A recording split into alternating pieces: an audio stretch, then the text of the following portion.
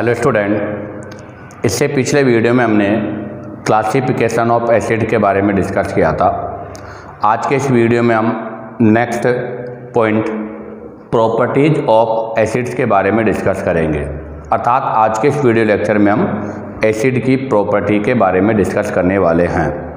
तो देखिएगा, आज की इस वीडियो का जो फर्स्ट है उसमें आपका है physical properties.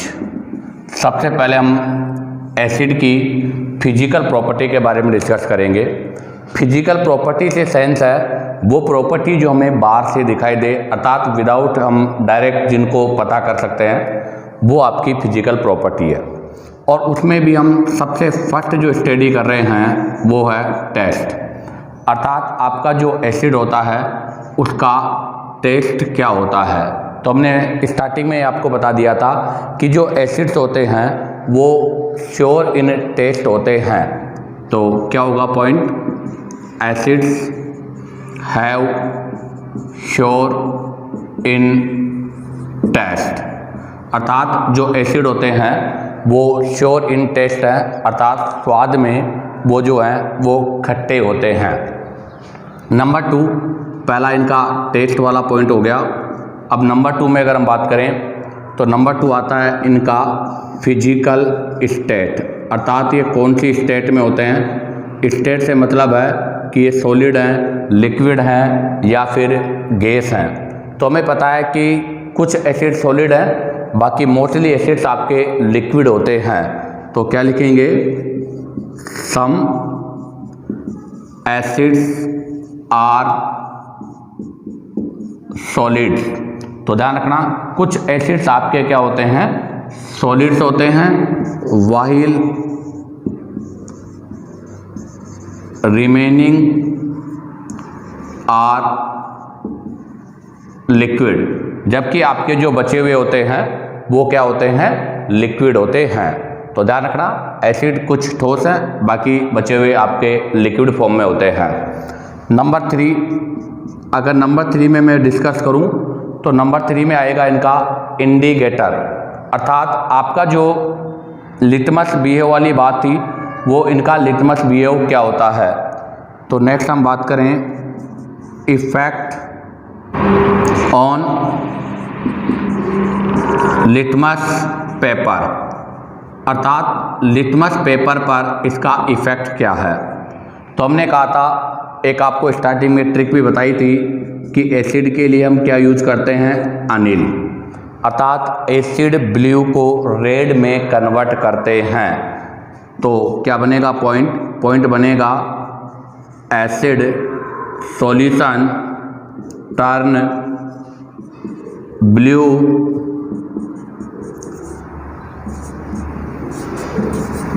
Litmus to red. तो ध्यान दें, आपका जो एसिड होता है वो एसिड आपके ब्लू लिटमस को रेड लिटमस में कन्वर्ट करता है। और अगर आता है नंबर 4 में अगर हम बात करें तो इलेक्ट्रिकल कंडक्टिविटी। इलेक्ट्रिकल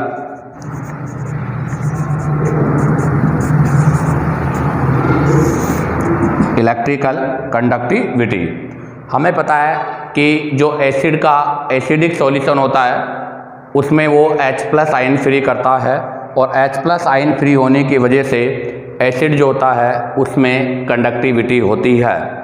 तो क्या लिखेंगे हम? एसिड सॉल्यूशन कंडक्ट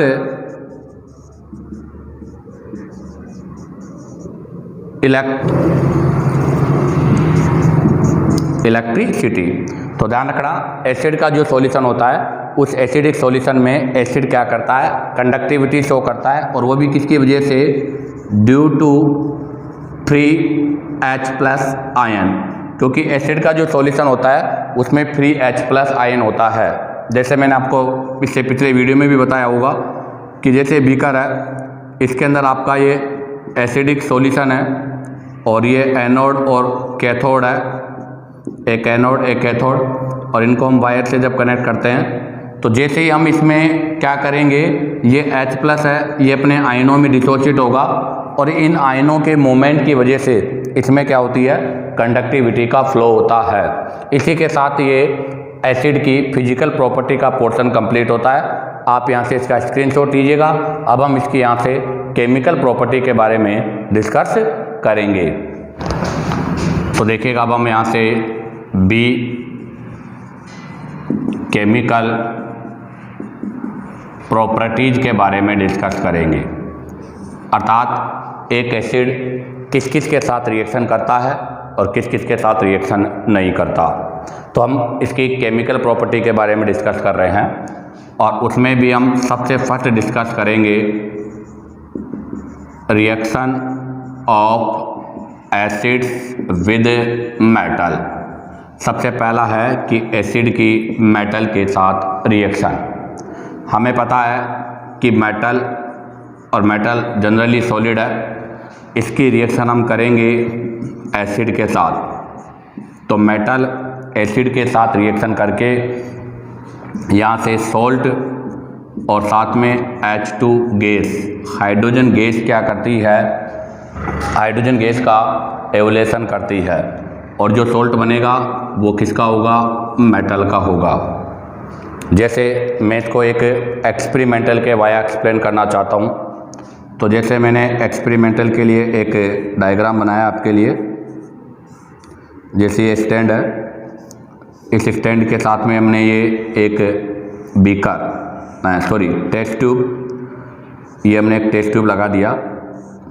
इस टेस्ट ट्यूब के अंदर हमने ये आपके डाइल्यूट एसिड का सॉल्यूशन भर दिया।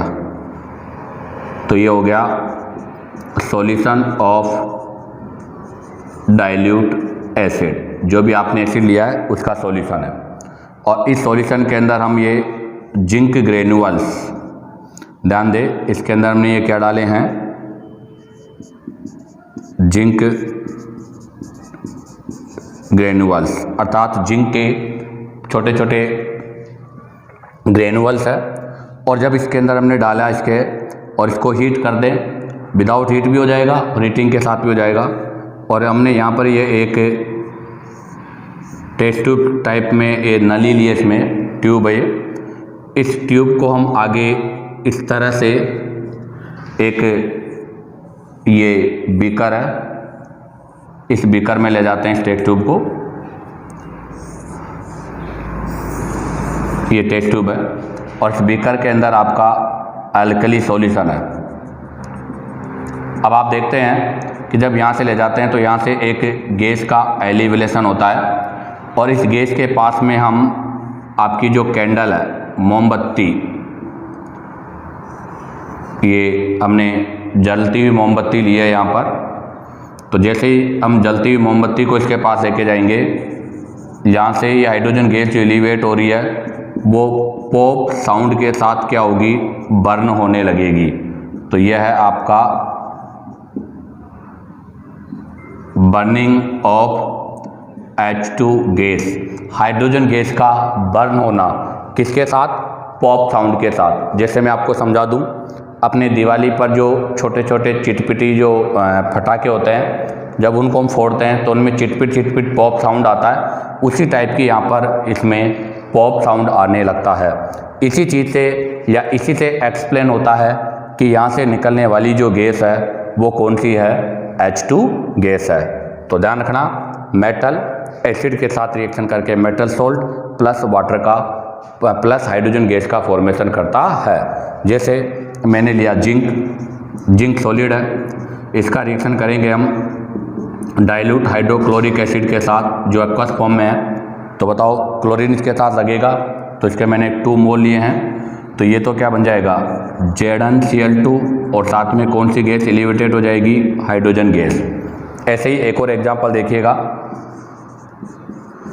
ये जिंक सॉलिड है, इसकी रिएक्शन करना चाहता हूँ मैं वो डाइल्यूट H2SO4 सल्फ्यूरिक एसिड के साथ। तो यहाँ से क्या होगा, सल्फेट आयन जिंक के साथ ऐड होगा, तो जिंक सल्फेट सोल्ट बन जाएगा और साथ में H2 गैस यहाँ से इलिब्रेट हो जाएगी। तो इसी के साथ आपका ये reaction of acid with metal का पोर्शन कंप्लीट हुआ। तो बस इसमें हमें यही ध्यान रखना है कि मेटल एसिड के साथ रिएक्शन करके H2 गैस का एवोल्यूशन करती है। अब आप यहाँ से इसका स्क्रीनशॉट लीजिएगा। अब हम इसके नेक्स्ट एग्जाम्पल और कुछ की पॉइंट के बारे में डिस्कस करेंगे। तो देखिएगा नेक्स्ट एग्जाम्पल के लिए 2 हाइड्रोक्लोरिक एसिड एक्वस, इसकी रिएक्शन मैं करना चाहता हूँ एक बार मैग्नीशियम के साथ, एक बार आयरन के साथ। तो मैग्नीशियम के साथ रिएक्शन करेगा तो सोल्ट तो बनेगा MgCl2 और साथ में H2 गैस, और जब फेरस के साथ रिएक्शन करेगा तो सोल्ट तो बनेगा FeCl2 और साथ में H2 गैस। इसी से यहाँ से अब एक नोट है, नोट यह है कि इनएक्टिव मेटल जैसे कॉपर, Au गोल्ड और Ag silver, silver, gold, copper, ये तीनों आपकी इनएक्टिव मेटल है। इनएक्टिव मेटल इसलिए बोलते हैं इनको कि ये मेटल्स ऑक्सीजन के साथ भी रिएक्शन नहीं करती, और ये वो है जो एसिड के साथ रिएक्शन नहीं करती। तो ध्यान रखना, इनके लिए लिखा जाएगा do not react with dilute acids. तो ये सब डाइल्यूट एसिड के साथ रिएक्शन नहीं करती। इसी के साथ एक नोट हो रहा है कि हमें पता है कि group first and group second, group first और ग्रुप सेकंड की जो मेटल्स होती है वो हाईली इलेक्ट्रोपॉजिटिव और मोर रिएक्टिव होती है। ये आपकी मोर रिएक्टिव भी है और हाईली इलेक्ट्रोपॉजिटिव भी है, इसलिए इनके साथ में एसिड का जो रिएक्शन होता है वो विग्रसली होता है, अर्थात बहुत ही विस्फोटक होता है, बहुत ही तेज़ी से होता है। और ऐसी कंडीशन पर आपके जो आग है अर्थात फायर है उसके लगने की भी पॉसिबिलिटीज होती है। तो जैसे मैं लिखूँगा sodium, magnesium, potassium react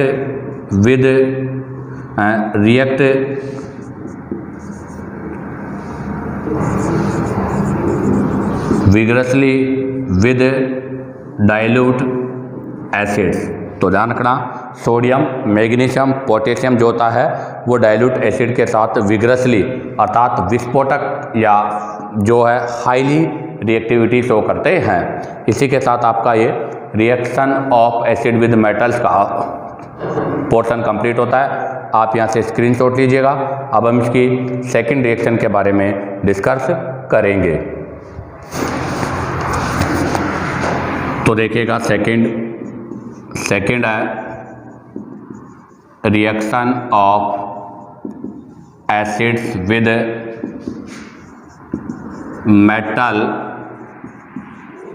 carbonates and metal bicarbonate. ध्यान दें, reaction of acid with metal carbonate and metal bicarbonate, और मेटल बाइकार्बोनेट को हम मेटल हाइड्रोजन कार्बोनेट भी बोलते हैं, अर्थात MCO3, ये तो हो गया मेटल कार्बोनेट, और मेटल हाइड्रोजन कार्बोनेट MHCO3, ये हो गया आपका मेटल बाइकार्बोनेट या हाइड्रोजन कार्बोनेट। तो ध्यान दो, इसमें सबसे फर्स्ट हम स्टडी कर रहे हैं मेटल कार्बोनेट की। तो मेटल कार्बोनेट MCO3, जब हम इसका रिएक्शन करेंगे एसिड के साथ तो यहाँ से हमें मेटल का सॉल्ट ऑब्टेन होगा। तो सबसे फर्स्ट बनेगा मेटल सॉल्ट, साथ में बनेगा H2O वाटर और CO2 गैस, जिसका एलिवेशन मतलब ये यहाँ से एफर्विसेंस हो जाएगी। तो इसको हम बोलते हैं ब्रिक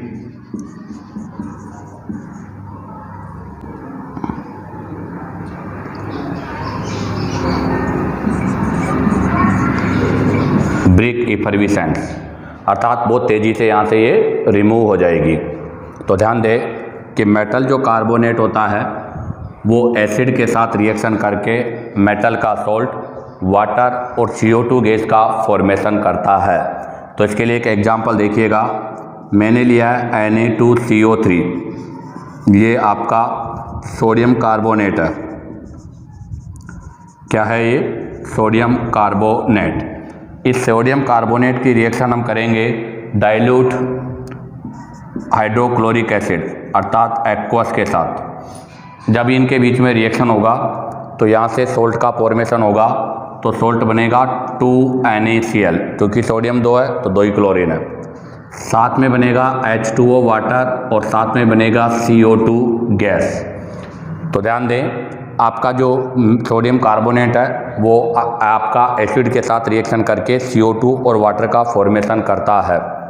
अब ध्यान देना, ये जो आपकी CO2 गैस बनी है, अगर इस CO2 गैस को हम लाइम वाटर बोले तो कैल्शियम हाइड्रोक्साइड, जब इसको हम कैल्शियम हाइड्रोक्साइड में पास करते हैं तो आपका जो लाइम वाटर का जो सॉल्यूशन है वो मिल्की दूधिया कलर का हो जाता है। मैं समझाऊं, जैसे आपको अपन दिवाली के समय पर दीवारों पर सफ़ेदी करते हैं कली, तो जब हम कली को वाटर में डिजोल्व करते हैं तो वो दूधिया कलर की हो जाती है, उस टाइप का कलर इसमें हमें ऑब्टेन होता है।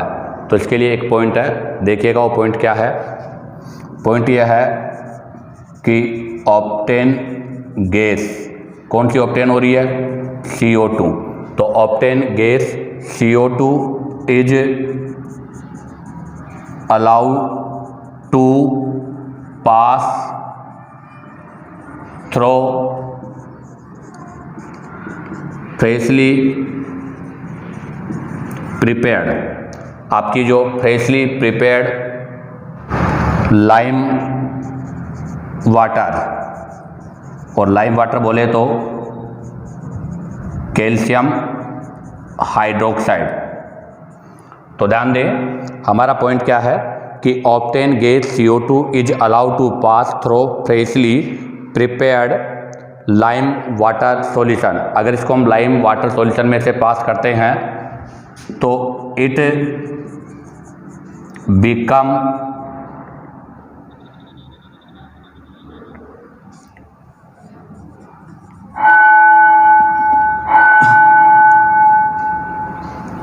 Become cloudy milky.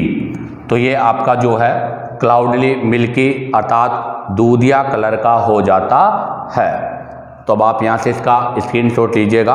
अब हम इसके बारे में रिएक्शन और इसके रीजन के बारे में डिस्कस करेंगे। तो अभी हमने लिखा था कि वो मिल्की हो जाता है, तो उसका रीजन क्या है? तो वह due to formation of white PPT of CaCO3, इसको बोला जाता है कैल्शियम कार्बोनेट, अर्थात कैल्शियम कार्बोनेट के फॉर्मेशन के कारण ऐसा हो जाता है। तो मैं इसको ऐसे कह सकता हूँ कि जब हम दीवार पर कलिया जो चूना करते हैं, तो जो कलिया चूना करने के बाद वो दीवार पर जो होता है, वो दीवार पर क्या बन जाता है? Calcium carbonate. इसी कैल्शियम कार्बोनेट को ही हम ग्रेफाइट, मार्बल, आपके मतलब इसको ग्रेफाइट और मार्बल भी हम बोलते हैं। और ये जो रिएक्शन है, इस रिएक्शन को बोला जाता है टेस्ट फॉर कार्बन डाइऑक्साइड, अर्थात ये आपके जो कार्बन डाइऑक्साइड है उस कार्बन डाइऑक्साइड का टेस्ट भी है। कैसे? देखिएगा, मैंने लिया है कैल्शियम हाइड्रोक्साइड, ये है कैल्शियम हाइड्रोक्साइड, इसको हमने अभी क्या बोला था? Lime water. तो यह लाइम वाटर है। इस लाइम वाटर पर हम रिएक्शन करेंगे, अर्थात इसमें से क्या पास करेंगे? CO2 गैस को पास करेंगे। तो इसमें हमने CO2 गैस पास कर दिया। जैसे इसमें CO2 गैस पास करेंगे, ये कैल्शियम कार्बोनेट सॉलिड फॉर्म में आ जाएगा और साथ में बन जाएगा H2O। और ये जो कैल्शियम हाइड्रोक्साइड बना है, इसका कौन सा PPT है? White PPT। PPT से मतलब होता है बेटा नीचे जाकर सेटल, जम जाना। जैसे ये कोई टेस्ट ट्यूब है, इस टेस्ट ट्यूब में ये पानी था और जैसे इसमें हम कैल्शियम कार्बोनेट डालेंगे ये नीचे जाके इस तरह से जम जाएगा, वाइट वाइट हो जाएगा पूरा, इसलिए इसको हमने बोला है वाइट पीपीटी। और इसका जो वाइट पीपीटी है वो क्या करता है, मैक्स लाइम वाटर मिल्की, अर्थात ये जो आपका लाइम वाटर है जो कि कलरलेस था, जो कि क्या था, कलरलेस, इस कलरलेस को ये क्या कर देता है, मिल्की बना देता है। अब आगे ध्यान दे, अगर हम इस CO2 गैस को इसके अंदर एक्सेसिव अमाउंट में पास करते हैं तो आपका जो कैल्शियम कार्बोनेट है वो कैल्शियम बाइकार्बोनेट में कन्वर्ट हो जाता है और वो वाटर में डिजोल्व होता है। इस वजह से आपका ये जो मिल्की कलर है वो वापस डिसअपीयर हो जाता है। तो देखिएगा क्या पॉइंट है, passing axes of CO2 gas, अगर हम CO2 गैस को एक्सेसिव में पास करते हैं थ्रू लाइम वाटर, आपके लाइम वाटर से, तो मिल्कनेस डिसअपीयर,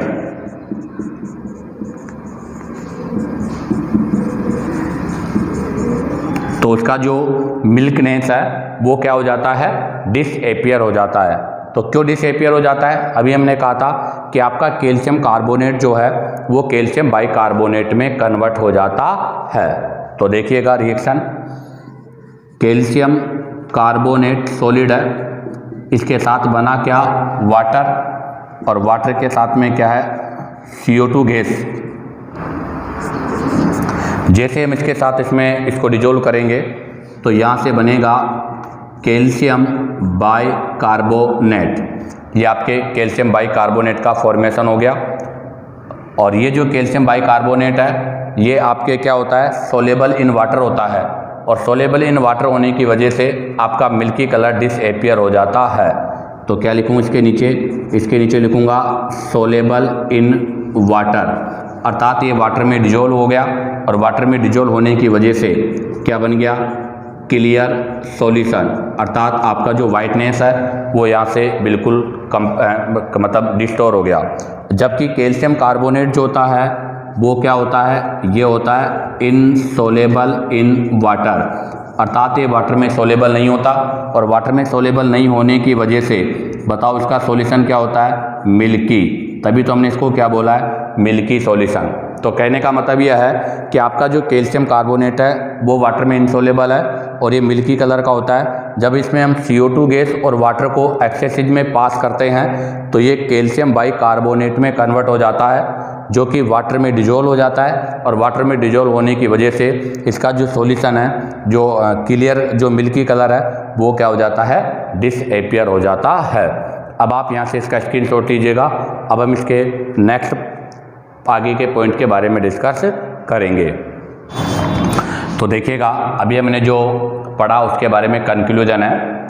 कंक्लूजन यह है कि जैसे ये दीवार है, हमें पता है कि इस दीवार पर जब हम सफ़ेदी करते हैं अर्थात कली करते हैं तो कली करने के समय यहाँ पर वाइटनेस नहीं होती। जैसे अभी हमने कलर किया अर्थात इस पर आज अभी पुताई की है तो पुताई करते समय यहाँ पर वाइटनेस नहीं होती। बट अगर हम बात करें आफ्टर 1 या 2 डेज, 1 या 2 दिन के बाद अगर हम देखते हैं तो 1 या 2 दिन के बाद में इस दीवार जो थी, इस दीवार पर क्या हो जाता है, वाइटनेस आ जाती है। तो बताओ ये वाइटनेस आने का रीज़न क्या है। तो इसका रीज़न यही है कि इस दीवार पर जो हम कर रहे थे वो क्या था, कैल्शियम हाइड्रोक्साइड लाइम वाटर, ये क्या था, लाइम वाटर था बेटा। और ये लाइम वाटर को जब आफ्टर 1 से 2 डेज हमने लिखा है तो इस 1 से 2 डेज का मतलब है ये इन्वायरमेंटल CO2 गैस, हमारे जो इन्वायरमेंट में CO2 गैस है, इस CO2 गैस को क्या करता है, एब्जॉर्ब करता है। और जैसे ये CO2 गैस को ऑब्जर्व करेगा तो कैल्शियम हाइड्रोक्साइड CO2 के साथ रिएक्शन करके कैल्शियम कार्बोनेट का फॉर्मेशन कर लेगा। और जैसे ही कैल्शियम कार्बोनेट का फॉर्मेशन करेगा तो दीवार पे क्या आ जाएगी, वाइटनेस आ जाएगी। अब हमें पता है कि जब ये बहुत लंबे समय तक पड़ा रहेगा अगर मैं बात करूँ आफ्टर लॉन्ग टाइम, तो हमें पता है कि ये लंबे समय तक जब पड़ा रहेगा तो यहाँ पर CO2 गैस का एब्जॉर्प्शन ज़्यादा होता रहेगा, और जैसे CO2 गैस का एब्जॉर्प्शन ज़्यादा होता रहेगा तो ये जो आपकी दीवार है, इस दीवार पर वापस वाइटनेस किसकी वजह से, कैल्शियम बाइकार्बोनेट के फॉर्मेशन की वजह से, अर्थात यहाँ पर कैल्शियम बाइकार्बोनेट का फॉर्मेशन हो जाएगा, और कैल्शियम बाइकार्बोनेट के फॉर्मेशन की वजह से यहाँ पर जो वाइटनेस है वो वाइटनेस वापस क्या हो जाती है, डिसअपीयर हो जाती है। तो मेन पॉइंट ये है कि दीवार पर जो आपकी वाइटनेस का कारण है वो है कैल्शियम कार्बोनेट। तो हम इसको ऐसे लिख सकते हैं क्या, कि formation of calcium carbonate is responsible for whiteness on wall. तो दीवारों पर सफ़ेदी के लिए कैल्शियम कार्बोनेट क्या होता है, रेस्पॉन्सिबल होता है। अब हम बात करते हैं आगे, एक और रिएक्शन हमने लिया है कैल्शियम कार्बोनेट। इस कैल्शियम कार्बोनेट पर हम रिएक्शन करेंगे 2HCl हाइड्रोक्लोरिक एसिड एक्वस, तो एक तो बनेगा सॉल्ट, तो सॉल्ट बन जाएगा कैल्शियम क्लोराइड, और एक बन जाएगा आपका H2O वाटर, और कौन सी गैस एलिवेटेड हो जाएगी, CO2 गैस यहाँ से एलिवेट हो जाएगी। इसी के साथ आपका ये मेटल कार्बोनेट का पोर्शन कंप्लीट होता है। अब हम यहाँ से मेटल बाइकार्बोनेट के बारे में डिस्कस करेंगे, आप यहाँ से इसका स्क्रीनशॉट ले लीजिएगा। तो देखिएगा, अब हम मेटल हाइड्रोजन कार्बोनेट अर्थात बाइकार्बोनेट, इसका रिएक्शन करेंगे एसिड के साथ, तो वही वापस मेटल का सॉल्ट प्लस वाटर और प्लस CO2 गैस का फॉर्मेशन होगा। तो रिएक्शन दोनों सेम है, दोनों में डिफरेंस नहीं है। इसके एग्जांपल के लिए मैंने लिया है सोडियम बाइकार्बोनेट, ये है आपके सोडियम बाइकार्बोनेट, जिसको हम चाहे तो सोडियम हाइड्रोजन कार्बोनेट भी बोल सकते हैं। और यह है आपके बेकिंग सोडा, खाने के सोडा इसका नाम है, इसको बेकिंग सोडा बोलते हैं। इसका रिएक्शन करा है मैंने 2 मोल एक्वस हाइड्रोक्लोरिक एसिड के साथ, तो यहाँ से सोल्ट का फॉर्मेशन होगा, तो यहाँ से आपके पास सोल्ट बनेगा NaCl सोडियम क्लोराइड, साथ में बनेगा H2O, और गैस कौन सी रिलीज हो जाएगी, यहाँ से CO2 गैस आपकी रिलीज हो जाएगी। अब आता है इसी में एक और एग्जांपल, इसी सोडियम बाइकार्बोनेट की रिएक्शन में करना चाहता हूँ H2SO4 के साथ। तो अब के बाद देखिएगा H2SO4 में 2H है, तो यहाँ से इसके 2 मोल हो जाएंगे। जब ये इसके साथ रिएक्शन करेगा तो बताओ किसका फॉर्मेशन होगा, Na2SO4 सॉल्ट है ये आपका Na2SO4 सॉल्ट फॉर्म हो जाएगा एक्वस में, साथ में बनेगा H2O वाटर, और साथ में कौन सी गैस रिलीज हो जाएगी, CO2 गैस रिलीज हो जाएगी। और इसमें आपने 2 मोल यूज किया है, तो 2 ही तो वाटर बन जाएगा और 2 यहाँ पर CO2 गैस हो जाएगी। इसी के साथ आपका ये reaction of acid with metal carbonate and bicarbonate का पोर्शन कंप्लीट होता है। उम्मीद करता हूँ कि आपको वीडियो पसंद आया होगा। अगर वीडियो पसंद आया हो तो लाइक सब्सक्राइब करना ना भूलें।